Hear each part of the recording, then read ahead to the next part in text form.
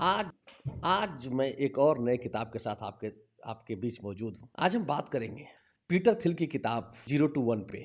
0 to 1 किताब किसके लिए, हमें क्यों पढ़ना चाहिए, इसमें क्या लिखा गया है, इसका सारांश क्या है। सच तो यदि इस वीडियो को आप पूरा देख लेते तो आपको भी वही फायदा मिले जो किताब पढ़ने के बाद से को मिले। क्यों वही फायदा मिलेगा? क्योंकि इस एक वीडियो में मैं उस किताब का पूरा निचोड़ आपको बताने वाला हूँ, पूरा सारांश बताने। और यह किताब, तो चलिए हम इस वीडियो को शुरू करते हैं आपके लिए।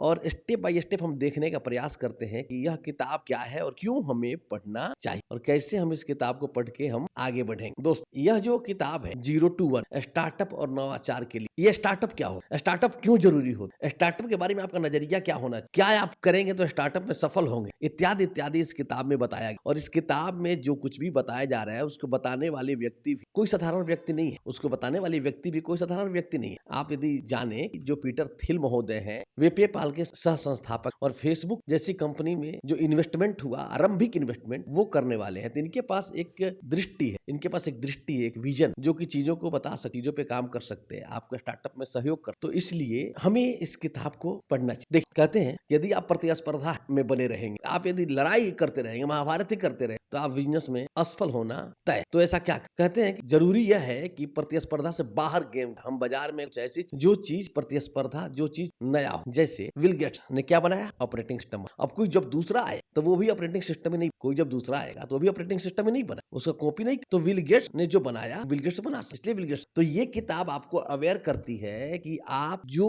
बाजार में जाना है तो सबसे अच्छा तो ये होगा कि आप कुछ नया सोचे, कुछ यूनिक सोचे। यदि आप ऐसा विश्वविख्यात छोटा सा स्टार्टअप भी बड़ा परिणाम लाता है, या स्टार्टअप का जब जो छोटी सी शुरुआत करता है वो बड़ी दूर तक जा। तो इस किताब को पढ़ करके यदि आप स्टार्टअप शुरू करते हैं तो एक जबरदस्त माइंड आपको शुरुआत में ही मिल। तो ये किताब ये बताती है कि प्रतिस्पर्धा से यदि बाहर रहना है, हमें स्टार्टअप शुरू करना है तो कुछ ऐसी चीजें शुरू करनी है जो प्रतिस्पर्धा में ना हो। और यदि प्रतिस्पर्धा से हमें बाहर रहना है तो हमें करना होगा कि हमें इस तरह की नए रिसर्च करने होंगे जो मार्केट में हो ही ना, हमारा मोनोपोली रहे। तो 0 टू 1 किताब यदि आप पढ़ेंगे तो इस बात को और गहराई समझ पाएंगे। और गहराई से इन्होंने इसमें काफी गहराई से इसकी व्याख्या की है, लेकिन मैं आपको सूत्र के रूप में बताने की कोशिश, ये बात इस किताब में गहराई से कही गई है, या इस किताब का मूल थीम जैसा है। दूसरा, इस किताब में क्या आपसे कहा जा रहा है, कहा जा रहा है कि यदि आप स्टार्टअप शुरू करते हैं तो आपको एक फ्यूचर प्लान के साथ आगे बढ़ना है। आपके पास एक भविष्य दृष्टि होनी चाहिए। मनुष्य एक ऐसा प्राणी है जो भविष्य में झांक, आपके पास एक भविष्य दृष्टि होनी। ये क्यों जरूरी है भविष्य दृष्टि? यदि हमारे पास कोई भविष्य दृष्टि नहीं तो हम बहुत बड़ी समस्या में फंस, क्योंकि फिर तो हम कुछ कर ही नहीं। भविष्य दृष्टि होना चाहिए, long term planning. Long term यदि आपके पास प्लानिंग है तो फिर बात बने, क्योंकि लॉन्ग टर्म प्लानिंग के बिना काम, केवल सर्वाइवल मोड पे रहने से गाड़ी चल तो जाएगी, लेकिन गाड़ी को कहां जाना चाहिए दिशा ही नहीं मिले। तो एक लॉन्ग टर्म प्लानिंग, तो यह किताब आपको जो दूसरे बिंदु पे अवेयर करेगी कि आप लॉन्ग टर्म प्लानिंग ना रख। और क्या तीसरी बात इस किताब में कही जा रही है जो हमें जानना चाहिए? तीसरी बात स्टार्टअप के बारे में कि हमें एक बड़ा बाजार नहीं चुनना चाहिए, बहुत बड़े बाजार में जाके एक ही बार गेम नहीं करना,